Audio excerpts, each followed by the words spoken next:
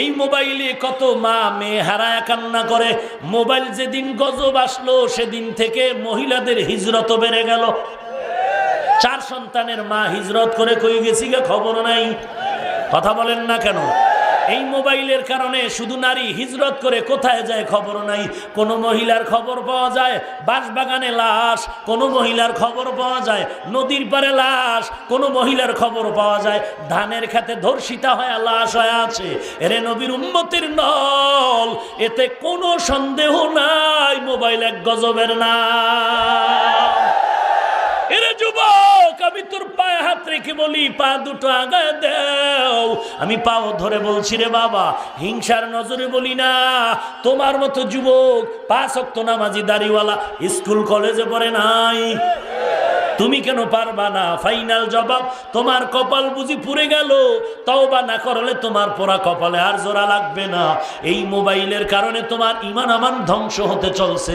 ওরে নবীর উম্মতের দল, আবার ইহুদির একটা গেমস দিয়া দিছে যুবক সমাজকে পাগল বানায়। যেই গেমসের ফলাফল হলো অপমৃত্যু। কয়েকটা মারাও গেছে। হ্যাঁ যুবক, জানো না? হ্যাঁ, ভালোই জানো।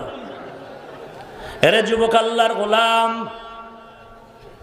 আমাকে হুজুরগো আবার আকৃষ্ট করছে কিছু নাটক দিয়া। ইউসুফ জুলাইখার নাটক, বিলকিস সুলাইমানের নাটক, ইব্রাহিম নমরুদের নাটক, মুসা ফিরআউনের নাটক।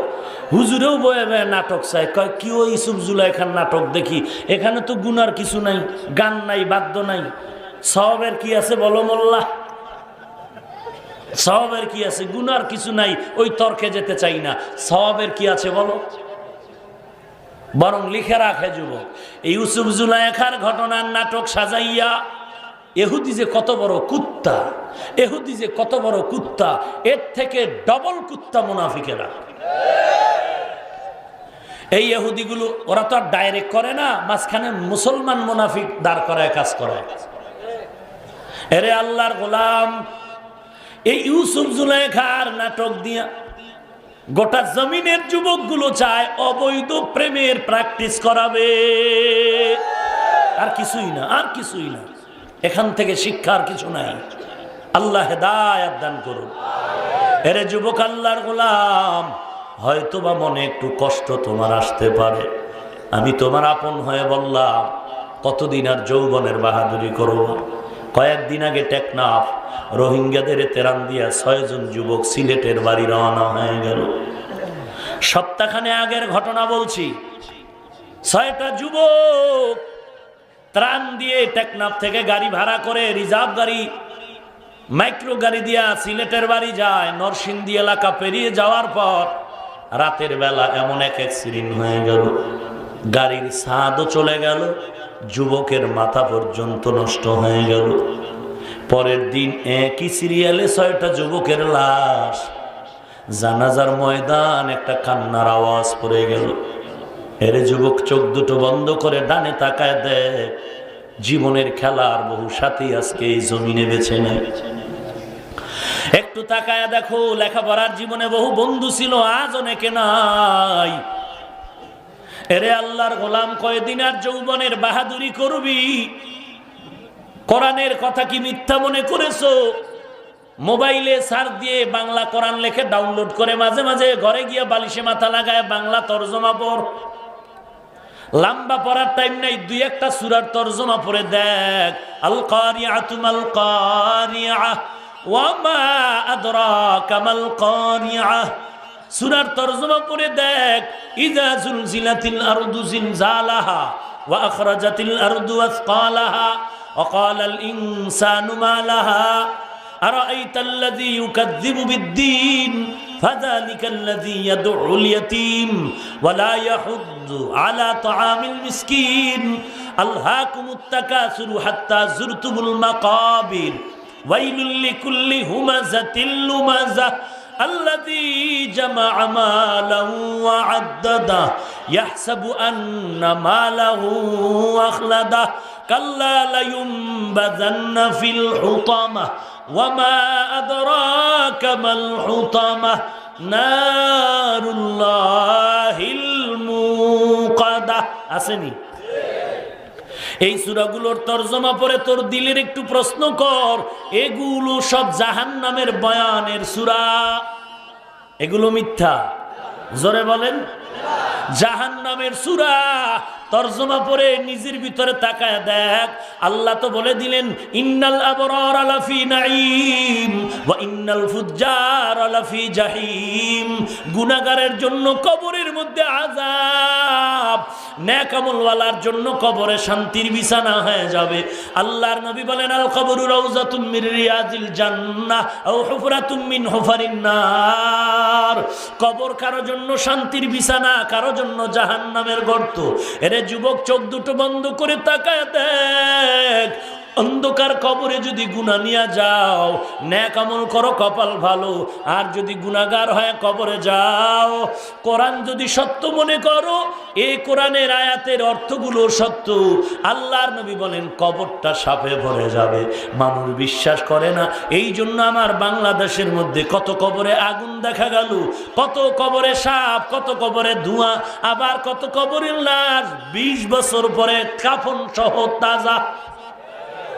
যত লাশ তাজা পাওয়া গেল সব নামাজির কবর, আর যত কবরে সাপ বিচ্ছু দেখা গেল সব হলো বেনামাজির কবর। আমি কয়েকদিন আগে খিলগাঁও তালতলা বয়ানে গেলাম। বয়ানে যাওয়ার আগে মসজিদে বসলাম। এক ভদ্রলোক হালকা একটু লম্বা দাড়ি আমার কাছে এসে সালাম দিলেন। সালাম দিয়ে দেখি চোখের কোঠায় পানি জমা হয়ে গেল। বলে হুজুর মাথায় হাতটা দিয়ে দোয়া করে দেন। কি দোয়া করব? কি করেন আপনি? কোথায় বাড়ি আপনার? বলে হুজুর আমি ঢাকার মধ্যে পুলিশের এক বড় দায়িত্বশীল, আপনার বয়ান শুনে দাড়িটা লম্বা করেছি, একটু দোয়া করে দেন আল্লাহ যেন হেদায়েতের উপরে কায়েম রাখেন। হেদায়েতের মালিক আমার আল্লাহ।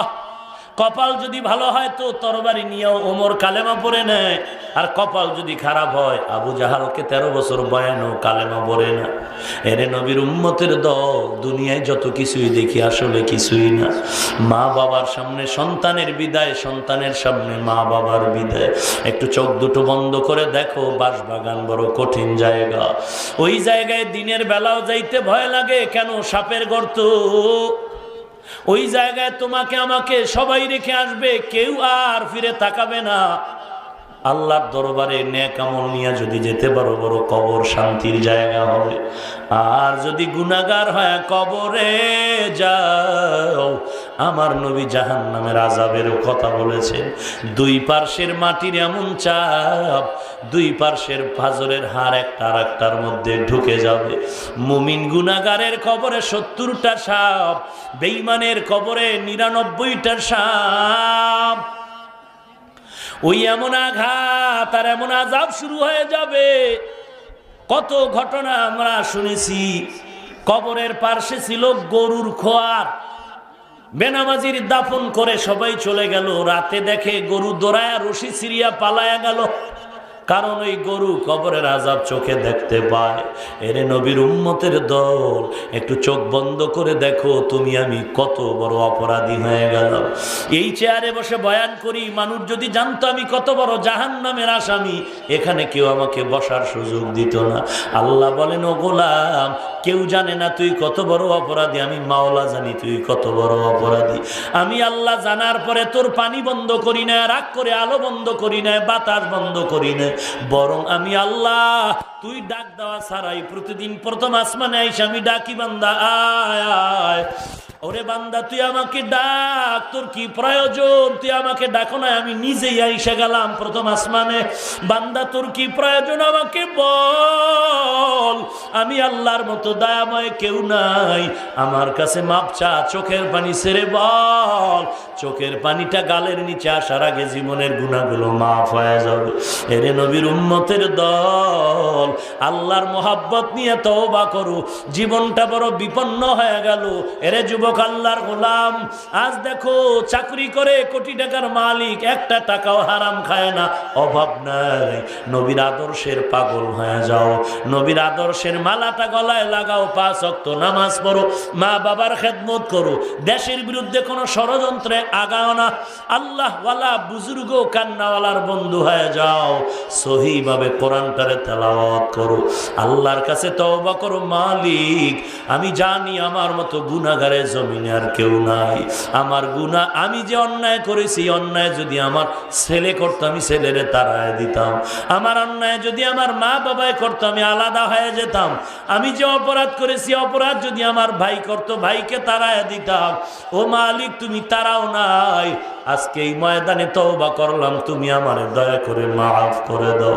আর জীবনে গুনাহ করব না, কারণ দুনিয়া থেকে গুনাহ নিয়ে যদি কবরে যাও, দুনিয়াতে ঘরে আগুন লাগলে যেমন পানি ছাড়া ঠান্ডা করা অসম্ভব, কবরের মধ্যে গুনাহগারের আযাব ঠান্ডার জন্য চোখের পানি ছাড়া আর কোনো কিছু নাই। এজন্য আল্লাহর কাছে কান্না করো। কান্নার জন্য নবী বলেন বেশি কাঁদো সওয়াব। কান্না যদি না আসে কান্নার চেষ্টা করো, কান্না করে যেই সওয়াব পাবে কান্নার চেষ্টা করলেও সেই সওয়াব। আবু বকরের মতো সাহাবী নামাজে দাঁড়ায় দাঁড়ায় কান্না করেন। নবী বললেন আবু বকর কেন কাঁদেন? আবু বকর বলেন একটা আয়াত আমাকে সারা রাত্র কাঁদাইল। বলে কি আয়াত? আয়াতটা হলো ইন্নাল্লাহ আশতারা মিনাল মুমিনিনা আনফুসাহুম ওয়া আমওয়ালাহুম বিআন্না লাহুমুল জান্নাহ। কে সে আবু বকর? যার নামের শেষে সিদ্দিক শব্দ লাগানো। ইহুদি আয়েশা নবীরে নালিশ দিয়ে কয় আপনার এক সাহাবী আমার গালে চড় মারেছে। নবী ভাবলেন এই কাজ ওমর করছে, গরম মেজাজ তো। নবী বললেন কে করেছে? ইহুদি বলে আবু বকর। নবী আশ্চর্য হয়ে গেলেন, আবু বকর নরম দিলের মানুষ, সে চর মেরেছে? বলে তাই নাকি? বলে হ্যাঁ। আবু বকর লাব্বাইক ওয়া সাআদাইক ইয়া রাসূলুল্লাহ, আপনি কি ইহুদিকে চর মেরেছেন? আবু বকর মিথ্যা বলবেন? আবু বকর বলেন জি ইয়া রাসূলুল্লাহ, আমি ইহুদির গালে চর মেরেছি। কেন? বলে বেঈমানে আমার আল্লাহরে গালি দিছে। ইহুদি কত বড় কুত্তা, নবীর সামনে কসম খায় কয় আমি চর আল্লাহরে গালি দিই। এখন নবী চিন্তায় পড়ে গেলেন, এবার আবু বকর ইহুদি তো শপথ করলো আল্লাহরে গালি দেয় না, এবার আপনি যেহেতু বলছেন দিয়েছে গালি, আপনি চর মেরেছেন, আপনি যদি সত্যবাদী হন সাক্ষী পেশ করেন। আবু বকর বলেন আমার কোনো সাক্ষী নাই। নবী বলেন আমি যত কিছুই জানি, এখন জাহিরি বিচার। ইহুদি কসম করে ফেললো, আপনি সাক্ষীও দিতে পারলেন না, তাহলে ফয়সালা এমন হবে ইহুদি ভাই তুমি হাতটা বাড়ায় আবু বকরের গালে একটা চর লাগায় দাও, হক আদায় হয়ে যাক। ইহুদি বেঈমান সুযোগ পেয়ে হাতটা বাড়ায় যখন আগায়, আমার মায়ার নবীও চিন্তায় পড়ে গেলেন আবু বকর তো মিথ্যা বলে নাই, কিন্তু সাক্ষী তো নাই, কি ফয়সালা হবে জানি না। ইহুদি বেঈমান যখন হাতটা নিয়ে চলে গেল, কিছু দূর যাওয়া মাত্র জিবরাইল আমিনের আগমন হয়ে গেল। আল্লাহর নবীকে সালাম দিয়ে বলেন ও পয়গম্বর, আবু বকর সাক্ষী দিতে পারে না, আপনি টেনশনে আছেন। আল্লাহর পক্ষ থেকে পয়গাম হয়ে গেল, আপনি যদি আবু বকরের পক্ষে কাউকে সাক্ষী না পান, আল্লাহ নিজে হয়েছেন আবু বকরের সত্যতার সাক্ষী। সেই আবু বকর নামাজে দাঁড়ায় কাঁদেন কেন? বলে ইন্নাল্লাহ